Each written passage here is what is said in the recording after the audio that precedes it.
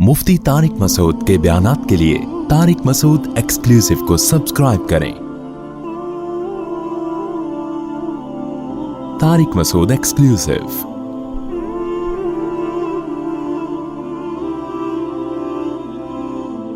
कुरान में अल्लाह ने इरशाद फरमाया, आखिरत में कामयाब होने की शर्तें इस आयत में अल्लाह ने बयान की हैं। पहली शर्त वमन अरादल आखिरता, सूरह बनी इसराइल की ये आयतें हैं। मैं आयत नंबर नहीं बताता, लोग कहते हैं आप नंबर नहीं बताते, मैं पूरी आयत पढ़ के सुना रहा हूं आपको, ठीक है ना। तो नंबर बताने की क्या जरूरत है, ना निकले तो मुझे बताएं। पूरी आयत पढ़ के सुना रहा हूं। सूरह बनी इसराइल, वमन अरादल आखिरता वसअ लहा सअयहा वहुव मुमिन फउलाइका कान सअयुहुम मशकूरा। वमन अरादल आखिरता, कामयाबी की पहली शर्त आखिरत का इरादा करे। कोई भी अमल कर रहा है तो नीयत क्या होनी चाहिए, आखिरत। कितना ही अच्छा अमल अगर पब्लिक के लिए किया जाएगा तो अल्लाह, पब्लिक खुश होगी, अल्लाह खुश नहीं होगा। जो लोग कहते हैं ना इतने बेहतरीन साइंसदान दुनिया में गुजरे, आइंस्टाइन, न्यूटन, इतनी इंसानों की खिदमत की, अगर इनकी मौत ईमान पर नहीं हुई तो जन्नत में नहीं जाएंगे। क्यों नहीं जाएंगे भाई? इसलिए नहीं जाएंगे कि सब अल्लाह के लिए नहीं किया ना। और अगर इनमें से किसी ने अल्लाह के लिए किया था और एक अल्लाह को मानता था तो फिर हम नहीं कहते कि जहन्नम में जाएगा, फिर तो वो ईमान है। लेकिन अगर नहीं किया था, कुफर में मौत हुई है, तो भाई जितना भी कर लो, दुनिया के लिए किया तो अल्लाह कहेगा जिनको लिए तुमने पंखा बनाया, बल्ब बना के दिया, रोशनी हासिल कर रहे हैं, लोग आपको दुआएं देते हैं। और दुआएं का मतलब मुझसे कहते हैं कि इनकी मगफिरत कर दे, तो मैं कहूंगा मेरे लिए किया होता तो मैं मगफिरत कर देता। मेरे लिए, मुझे तो मानते नहीं थे। तो पहली शर्त क्या है? नीयत दुरुस्त। किसके लिए होनी चाहिए इबादत? कितना ही नेक काम हो, किसके लिए होना चाहिए भाई? अल्लाह के लिए। पब्लिक के लिए हो रहा है, जो मर्जी कर लो, अल्लाह नहीं मानेगा। थोड़ा अमल हो अल्लाह के लिए, उस थोड़े को अल्लाह बढ़ा देगा। दूसरी शर्त वसाआ, क्या अंदाज है, कोशिश भी हो, सिर्फ नीयतों को दुरुस्त न करता रहे सारा दिन बैठ के।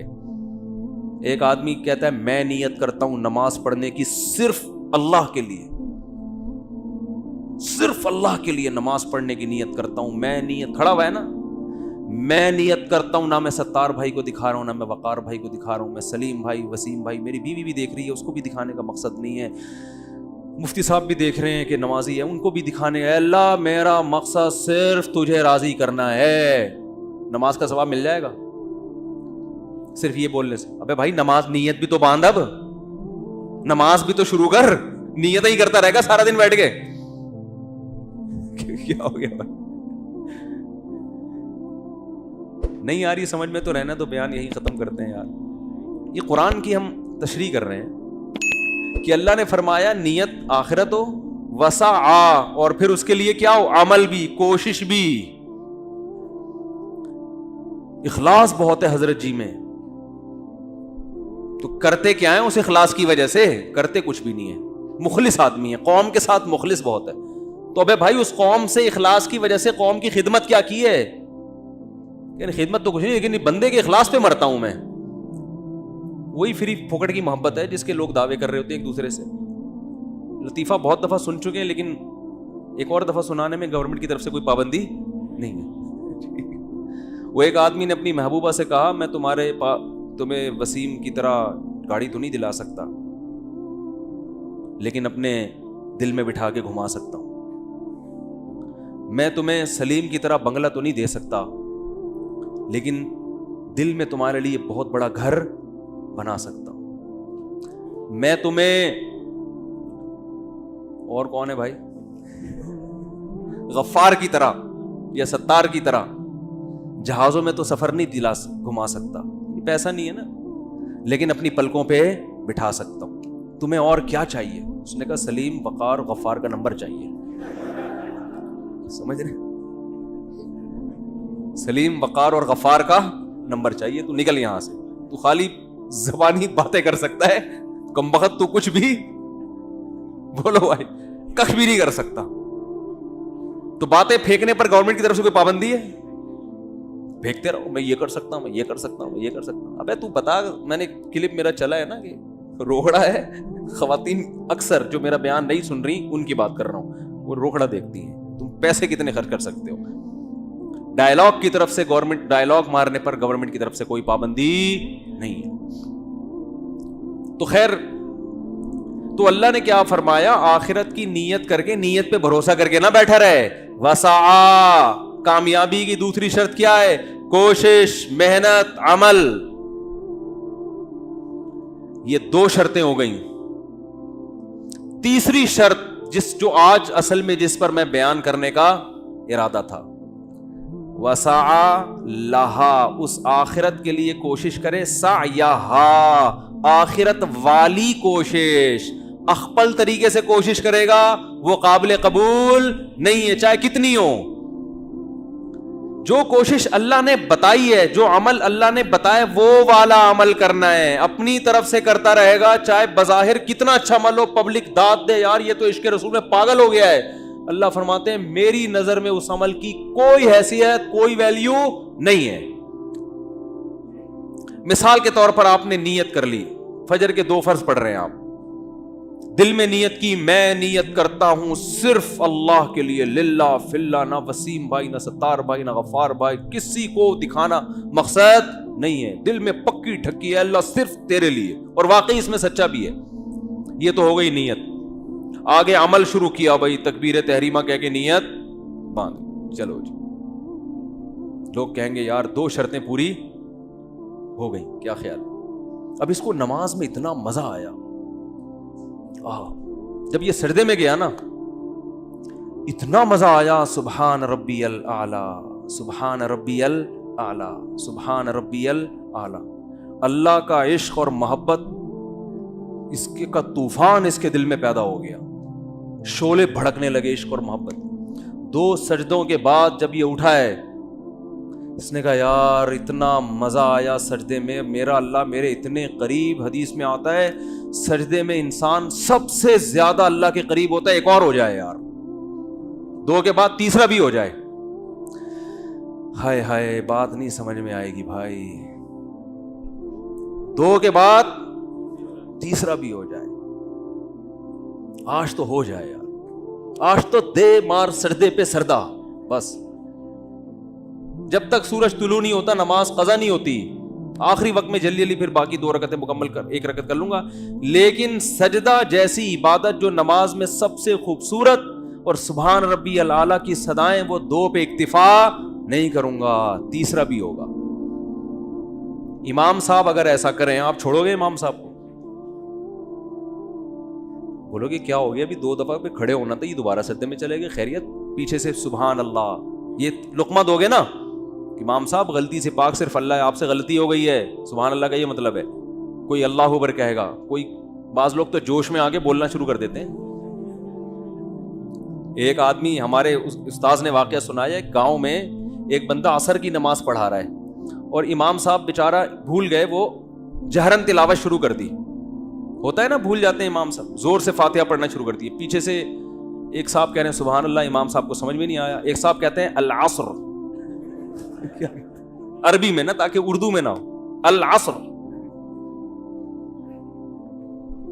کہ بھائی عصر کی نماز چل رہی ہے, کیا ہو گیا. تو اب مجھے ایک بات بتاؤ, 2 کے بجائے جب 3 سجدے کرے گا امام, پبلک چھوڑے گی؟ اب امام صاحب دلیل دیں کہ میں کوئی برا عمل کر رہا ہوں. 2 سجدوں کے بعد تیسرا کر لیا تو سجدہ ہی کیا نا, کوئی چوری تو نہیں کی, کسی کی جیب تو نہیں کاٹی. لوگ اور اتنا لمبا بھی سجدہ نہیں کر رہا, اور اتنے زیادہ بھی نہیں کیے کہ لوگ تھک جائیں. بھائی 2 کے 3 میں سے کوئی اتنا پرابلم نہیں ہے. 1 رکعت میں صرف 3 کر لیے میں نے, باقی میں 2 ہی کروں گا. لیکن اس دفعہ یار کچھ تو اللہ سے تعلق بھی تو کوئی چیز ہوتی ہے, عشق مصطفیٰ اور عشق خدا بھی تو کوئی چیز ہوتی ہے. سجدوں سے روکتے ہو تمہیں شرم نہیں آتی؟ کوئی بھی دلیل.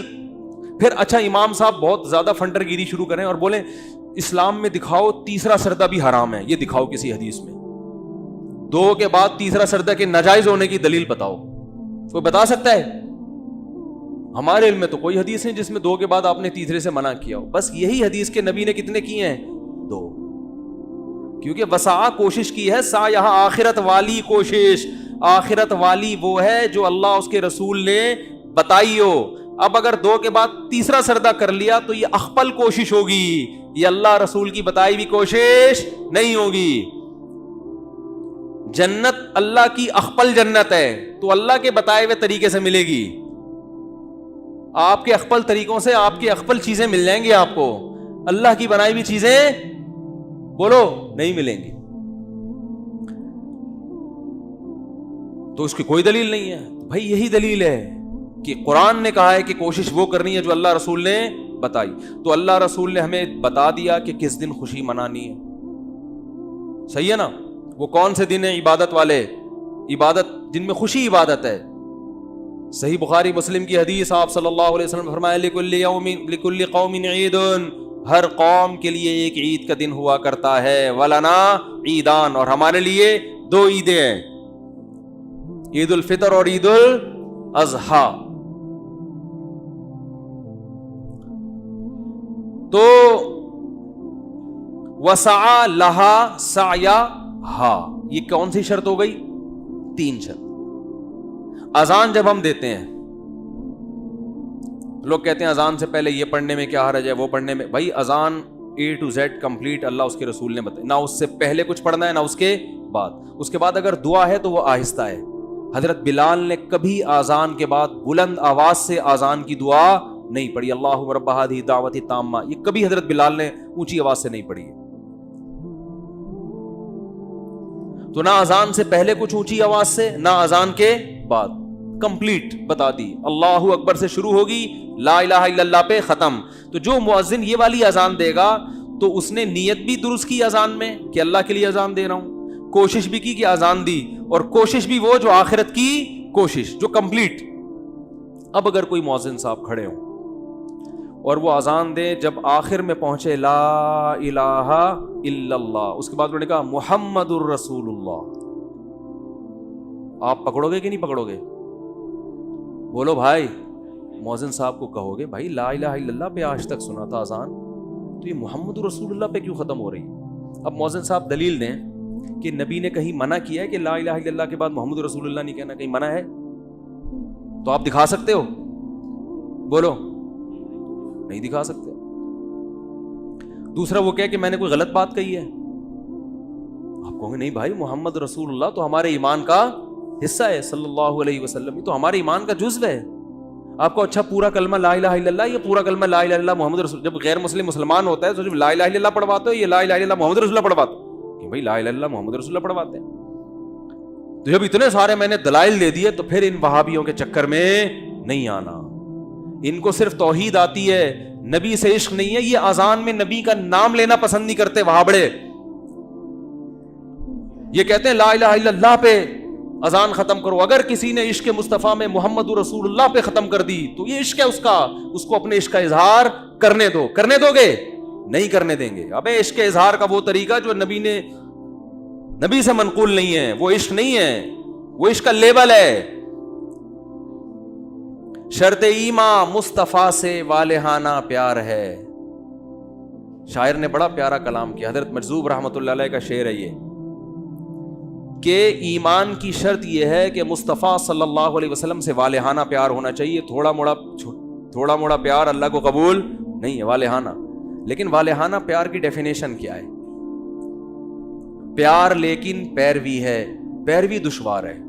پیار نام ہے، پیروی کو فوکس کرنا. کتنے لوگ عشق مصطفیٰ میں داڑیاں رکھتے ہیں، کتنے تکبیر اولیٰ کے پابند ہیں، کتنے گھر میں گھر والوں کے حقوق ادا کرتے ہیں بھائی. کتنے لوگوں کے آرام کا خیال کرتے ہیں عشق مصطفیٰ میں کہ پبلک کو، عوام کو تکلیف نہ ہو ہمارے کسی عمل سے. آپ صلی اللہ علیہ وسلم نے فرمایا ایمان کا سب سے آخری درجہ، راستے میں تکلیف دہ چیز پڑی ہوئی اس کو اٹھا دو. تو راستے میں تکلیف دہ چیز ڈالنا یا راستے میں ایسا کام کرنا جو گزرنے والوں کے لیے تکلیف کا سبب بنے، یہ کس کھاتے میں آئے گا بھائی؟ ہے بھائی؟ مسجدوں میں 24 گھنٹے لاؤڈ اسپیکر بجتا رہے، لوگوں کے آرام. میں جمعے کے بیان میں باہر کا اسپیکر آن بولو نہیں کرتا. حالانکہ بعض پڑوسیوں نے کہا کھول دے اسپیکر، ہم سنتے تھے. میں نے کہا آپ سنتے تھے، سارے دنیا تھوڑی سنتی تھی، بہت سے لوگ نہیں سننا چاہتے ہوں گے، تو ٹھونسے کیوں اپنی بات ان کے کان میں. اب اس پہ آپ کو کہ اچھی بات سنا رہے ہیں تو وہ بھی اچھی بات کرنے پر ثواب ملتا ہے، ٹھونسنے پر ثواب نہیں ملتا. ہر وقت ہر آدمی کو نہیں زبردستی اپنی بات اس کے کان میں ڈالی جاتی. آرام کا بھی خیال کیا گیا ہے، لوگوں کے آرام کا خیال کیا گیا ہے کہ کسی کو تکلیف نہ ہو، کسی کو کے آرام میں خلل واقع نہ ہو. تو خیر یہ بات میں جلدی سے کمپلیٹ کر دوں. یہ 4 شرطیں. چوتھی شرط کوشش کون سی ہوگی؟ آخرت والی کوشش.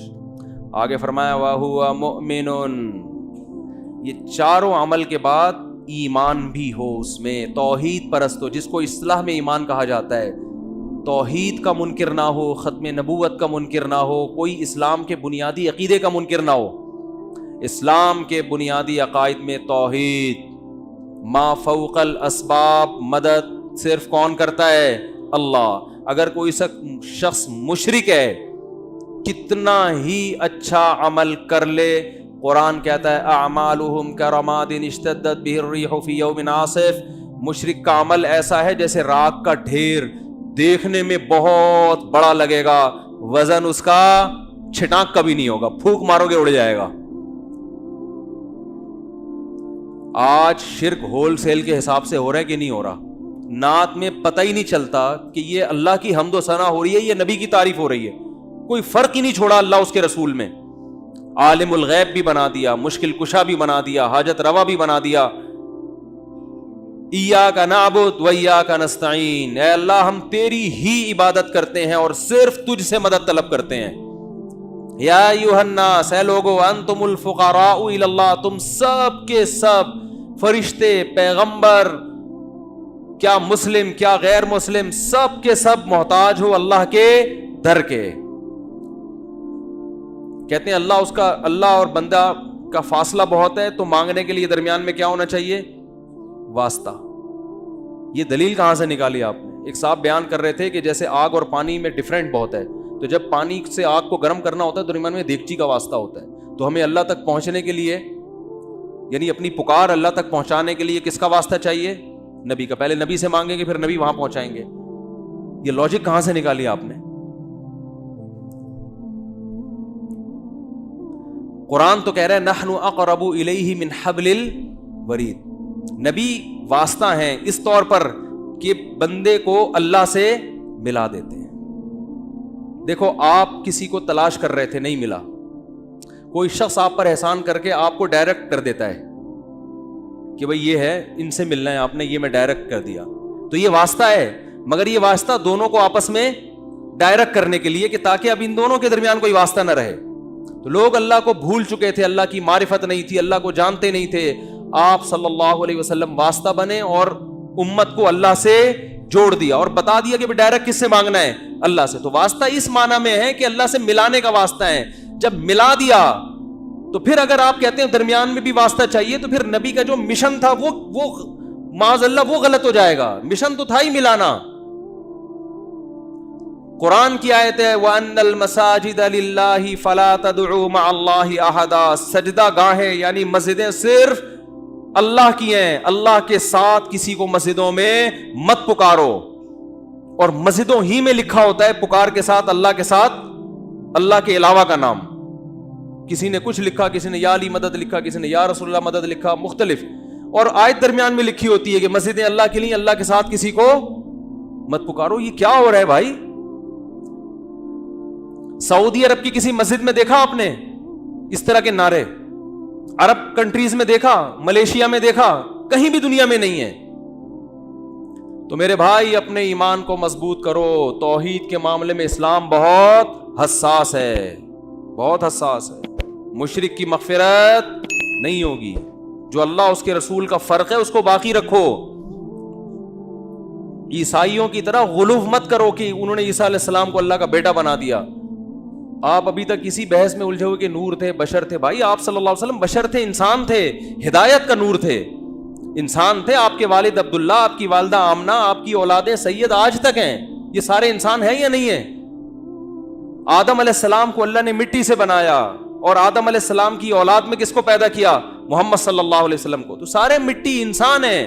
ہاں ہدایت کا نور ہے, قرآن بھی ہدایت کا نور, علماء بھی ہدایت کے چراغ, نبی بھی ہدایت کا نور ہیں.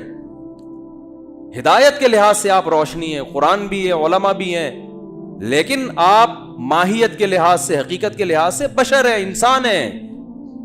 تمام وہ لوازمات جو انسانوں کے ساتھ ہوتے ہیں آپ کے ساتھ بھی تھے. آپ کو بھوک لگتی تھی, آپ کھانا کھاتے تھے, آپ کو نکاح کی ضرورت محسوس ہوئی, آپ نے نکاح کیا, آپ کو اللہ نے اولاد دی اس سے, آپ بیمار ہوتے تھے, علاج کرتے تھے. مشرکین کہتے تھے کہ مالی حاضر رسول یاکل الطعام ویمشی فی الاسواق, یہ کیسا پیغمبر ہے جو کھانا بھی کھاتا ہے اور بازاروں میں خریداری بھی کرتا ہے. سمجھ رہے ہیں نا؟ اور اس رسول پر اس وقت تک ایمان نہیں لائیں گے جب تک یہ انگلی سے اشارہ کرے اور چشمے جاری ہو جائیں. تو قرآن نے کیا جواب دیا؟ قل سبحان ربی, اے نبی ان سے کہہ دو میرا رب ہر عیب سے پاک ہے, میں تو عاجز ہوں. ہل کنت الا بشر رسولا, میں نے کب دعویٰ کیا میں یہ سب کچھ کر سکتا ہوں؟ میں تو ایک بشر ہوں, انسان ہوں, پیغمبر ہوں, میرا یہ دعویٰ ہی نہیں ہے. پھر آپ کہہ سکتے پھر چاند کے 2 ٹکڑے کیوں کیے؟ وہ اللہ نے کیے, وہ نبی نے نہیں کیے. بعض دفعہ اللہ اپنی نشانی دکھاتا ہے اپنے بندوں کے ہاتھ پہ. تو اللہ نے کہا اے محمد صلی اللہ علیہ وسلم آپ اشارہ کرو میں توڑ دوں گا تاکہ ان کو یقین آ جائے. اختیارات نہیں دیے, نہ چاند کو ٹکڑے کرنے کے, نہ زمین سے چشمے جاری کرنے کے. جیسے حضرت موسیٰ کے پاس لاٹھی کو سانپ بنانے کے اختیارات نہیں تھے, لیکن بنتی تھی لاٹھی, ان کے ہاتھ میں سانپ بنتی تھی, اشدہا بنتی تھی, سمندر کے 2 ٹکڑے کرتی تھی. اللہ کرتا تھا, نہ لاٹھی کرتی نہ موسیٰ کا. اگر موسیٰ کو, حضرت موسیٰ علیہ السلام کو یہ اختیار ہوتا کہ وہ لاٹھی سے سمندر کے 2 حصے کر دیں, تو پھر حضرت موسیٰ سمندر اور دریا کے کنارے کھڑے ہو کر پریشان نہ ہوتے اور بنی اسرائیل پریشان نہ ہوتے. اے یا موسیٰ انا لمدرکون, پیچھے فرعون مارے گئے. وہ کہتے ہیں موسیٰ آپ کے پاس تو لاٹھی, آپ تو جب چاہیں جو چاہیں کر لیتے ہیں, کچھ کر لے. کہنا یار یہ لاٹھی کو تو سانپ بنتے دیکھا, وہ تو کچھ دیکھا نہیں, پتہ نہیں یہ سانپ کیا کرے گا یہاں پہ. اور حضرت موسیٰ بھی پریشان, لیکن کیا فرماتے ہیں؟ ان معی ربی, میرے ساتھ میرا رب ہے, کچھ نہ کچھ کرے گا وہ. تو لاٹھی کو سے سمندر کو ٹکڑے کرنے کا اختیار ہوتا تو یوں کر دیتے اسی وقت, اللہ سے تھوڑی پوچھتے. اللہ نے فرمایا اے موسیٰ اس دریا پہ اس لاٹھی کو مار, بس پھر دیکھ کیا ہوتا ہے. لاٹھی کو سانپ بنانے کا بھی حضرت موسیٰ کو اختیار نہیں تھا. تھوڑا سا ٹھہر جائیں, چھٹی کا دن ہے نا, 2-4 طرح گریوی بھی تو دیکھو, ہر جگہ گریوی چل رہی ہے یار, گریوی چل رہی, فری میں چلتی ہے گریوی. پھر پکڑائی میں نہیں, آواز کافی رش ہے تو پکڑائی میں نہیں آؤ گے آپ لوگ. تو بس ابھی ختم کر رہا ہوں یہ بات کر کے. تو حضرت موسیٰ کو لاٹھی کو سانپ بنانے کا اختیار نہیں تھا, ورنہ پہلی دفعہ جب حضرت موسیٰ سے ملاقات ہوئی اللہ کی, اللہ نے موسیٰ علیہ السلام سے کوہ طور پہ فرمایا وما تلک بیمینک یا موسیٰ, موسیٰ یہ ہاتھ میں کیا ہے؟ فرمایا لاٹھی ہے. اتوکأ علیہا, پتے جھاڑتا ہوں کیونکہ اس کا تو نے مجھے اختیار دیا ہے, جب چاہوں پتے جھاڑ لوں, وہ میں تجھ سے پوچھتا نہیں ہوں. وہش بہا علی غنمی ہی عصای اتوکأ علیہا, اس سے میں ٹیک لگاتا ہوں. ٹیک لگانے سے پہلے میں تجھ سے پوچھتا نہیں ہوں. ہر کام سے پہلے تھوڑی انسان اللہ سے پوچھتا ہے, کیونکہ اللہ کی طرف سے پرمیشن ہے بھائی, کیونکہ مجھے تو نے اختیار دیا ہے کہ جب چاہوں اسے ٹیک لگا لوں, جب چاہوں اس سے احش بہا علی غنمی, بکریوں پہ پتے جھاڑوں. ولی فیہا معارب اخری, اور بہت سارے کام ہیں. اللہ نے فرمایا آج تو اس کو زمین پہ ڈال. یہ نہیں کہا اس کو سانپ بنانا بھی آتا ہے.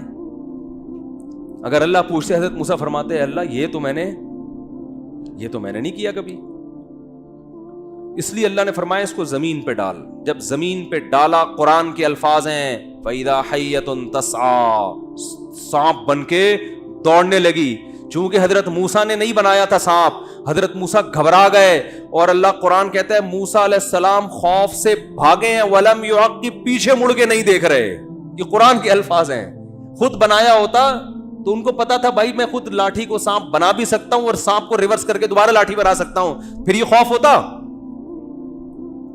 بھاگ رہے ہیں کہ بھائی تو سانپ بن گیا. یا موسیٰ اقبل, اے موسیٰ واپس پلٹ, ولا تخف, ڈر نہیں, سنعیدها سیرتها الاولی, تو اس کو پکڑ لے, ہم اس کو دوبارہ لاٹھی بنا دیں گے, ہم بنائیں گے لاٹھی اس کو. یہی وجہ ہے کہ حضرت موسیٰ نے لاٹھی کو سانپ بنتے دیکھا, مگر پھر بھی ہر دفعہ اللہ کی وحی کا انتظار کرتے تھے. جادوگروں نے جب رسیاں پھینکی ہیں اور ہزاروں سانپ بن کے موسیٰ علیہ السلام کی طرف دوڑی ہیں. تو قرآن کہتا ہے فَأَوْجَسَ فِي نَفْسِهِ خِيفَةً مُوسَىٰ, موسیٰ کے دل میں خوف پیدا ہوا یہ سانپ مجھے کھا نہ جائیں. حالانکہ درجنوں بار لاٹھی کو سانپ بنتا دیکھ چکے تھے. فرعون کے محل میں بھی لاٹھی کو پھینکا تھا سانپ بنی تھی, دیکھ چکے تھے. اب تو یقین آ جانا چاہیے تھا کہ میں اب تو مجھے ہنر آ گیا, میں یہ پڑھوں گا, یوں کروں گا, ان کو پتا ہے بھائی لاٹھی پہ میرا بالکل بھی کنٹرول نہیں ہے, نہ میں مختار کل ہوں نہ میں مشکل کشا ہوں, میرا کنٹرول ہی نہیں ہے لاٹھی پہ. اس لیے ڈر گئے, گھبرا گئے کہ اب کیا ہوگا, سانپ کھا جائیں گے.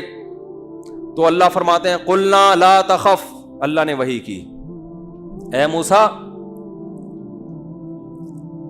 کیا عجیب آیتیں ہیں یار, بڑا مزہ آتا ہے قرآن عربی میں پڑھنے میں. قرآن اردو میں نہیں سمجھ میں آئے گا, اصل عربی ہے.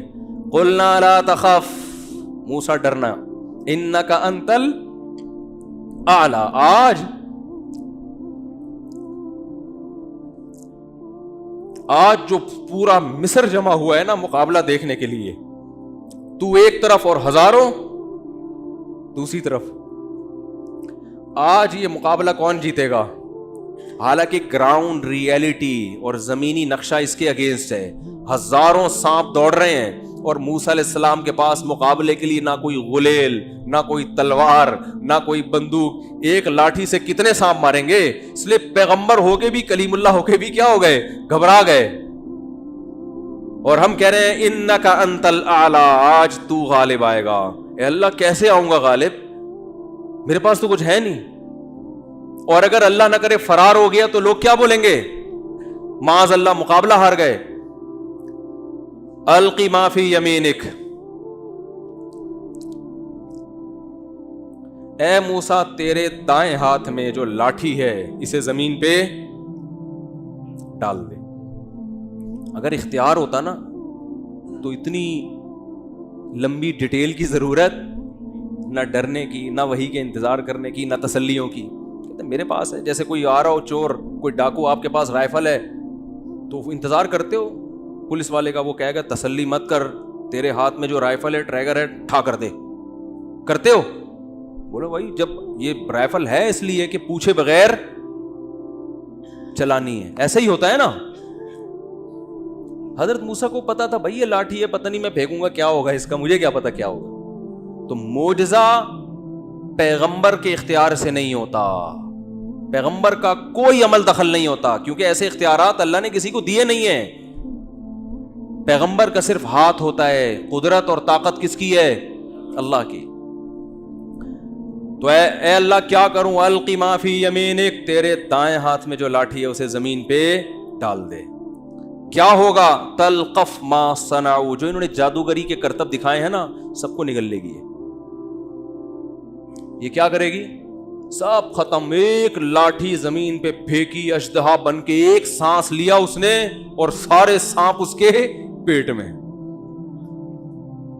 اور جو جادوگر تھے نا انہوں نے کہا یہ جادو نہیں ہے, کیونکہ وہ تو جانتے تھے جادو اور حقیقت میں کیا فرق ہے. انہوں نے کہا ہم نے جو کیا وہ مسمرزم ہے.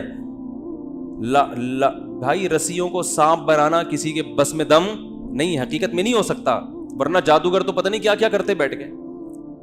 سنگ دل محبوب آپ کے قدموں میں, لکھتے ہیں نا جادوگر.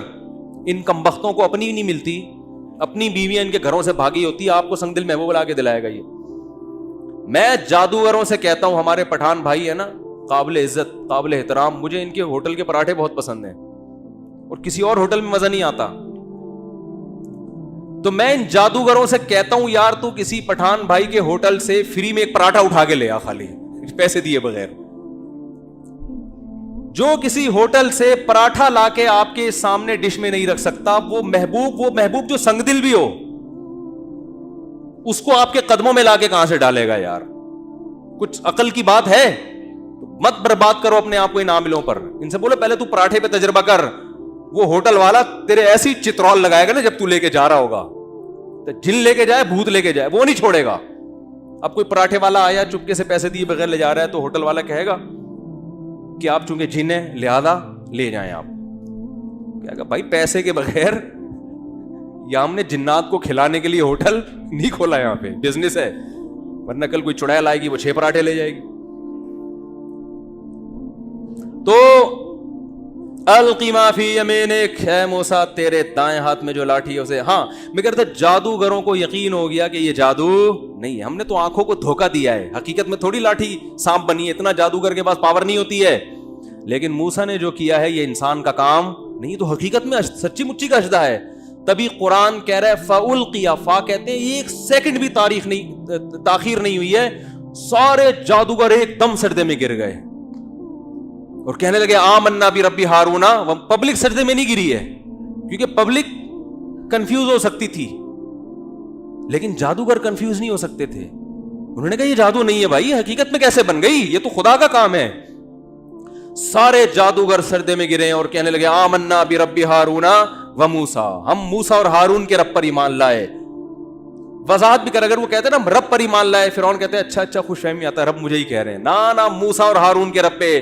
فرعون نے کہا معاذ اللہ، نورا کشتی ہے، دونوں نے پہلے سے مکمکا کیا ہوا تھا کہ تم فتح ہوگی، تم شکست قبول کر لینا، پھر دونوں مل کے حکومت کریں گے. نورا کشتی ہے. لأقطعن ایدیکم وارجلکم من خلاف. فرعون نے جادوگروں سے کہا ہاتھ پاؤں کاٹ کے سولی پہ لٹکا دوں گا. تو جادوگر نے کہا قبول ہے، لٹکا دے. اگر یہ نورا کشتی ہوتی جادو موت قبول نہ کرتے. سیاسی لوٹے جب مفاد کی وجہ سے لڑکتے ہیں تو جہاں مفاد زیادہ ہوگا وہاں لڑکیں گے کہ نہیں لڑکیں گے؟ کیا خیال ہے بھائی جب مفاد ہی اصل ہے تو جب فرعون نے کہا لٹکا دوں گا تو وہ کہہ سکتے تھے کہ ہمارا تو مقصد مصر کی حکومت تھی، قتل ہی ہو گئے تو کیا فائدہ، تو وہ کہتے تھے فوراً رجوع کر لیتے. لیکن انہوں نے کہا فقضی ما انت قاض، اے فرعون سولی پہ لٹکانا تو دور کی بات ہے، تو جو کر سکتا ہے ٹکڑے بنا کے آگ میں ڈال دے، کر لے. کیونکہ ہم نے جو دلائل دیکھے نا، ما جاءنا من البینات، موسیٰ کے برحق ہونے کے جو دلائل ہم نے دیکھے ہیں نا، ان دلائل کے مقابلے میں تیری دھمکیاں ہم پہ اثر نہیں کریں گی. اور پھر کہنے لگے اس سے تو شہادت ہے، مر گئے تو اور کیا چاہیے، اس کا فائدہ کیا ہوگا. یغفر لنا خطایانا، ہمارا رب ہماری خطاؤں کو کیا کر دے گا اس شہادت کے بدلے، معاف. تو فری پھوکٹ میں مختصر جنت، نہ نماز نہ روزہ نہ زکوٰۃ، کچھ بھی نہیں. ادھر ایمان قبول کیا ادھر جنت. تو فرعون کو کہہ رہے ہیں بھائی یہ بہت بہترین پیکیج ہے، ہمیں یہ پیکیج فوراً سے پہلے چاہیے. بہت مشکل ہے بات سمجھانا بھائی، بہت مشکل ہے. میرا خیال ہے اب بھی سمجھ میں نہیں آیا تو پھر پولیس بھی نہیں سمجھا سکتی، پولیس بھی نہیں سمجھا سکتی، رینجرز بھی نہیں سمجھا سکتی، فوج بھی نہیں سمجھا سکتی. پھر اللہ ہی سمجھائے گا، لیکن پھر وہ ابھی نہیں سمجھائے گا، وہ قبر میں سمجھائے گا. وہ کہہ رہے تھے نا میں نہیں بتاؤں گا، تو لوگوں نے کہا جب انتقال ہوا تو اب آپ سب بتائیں گے. کیا خیال ہے؟ یہ سب کے بارے میں کہ کسی مخصوص شخصیت کے بارے میں نہیں. بعض لوگ کہتے ہیں نا میں نہیں بتاؤں گا. جب ان کا انتقال ہوا تو لوگوں نے فیس بک پہ پوسٹ بنائی تھی اب آپ سب کچھ بتائیں گے. پہلے ہم صرف آپ سے ایک چیز پوچھ رہے تھے کہ کرونا کا علاج بتا دو، آپ کہتے ہیں میں نہیں بتاؤں گا. اب آپ کیا کریں گے؟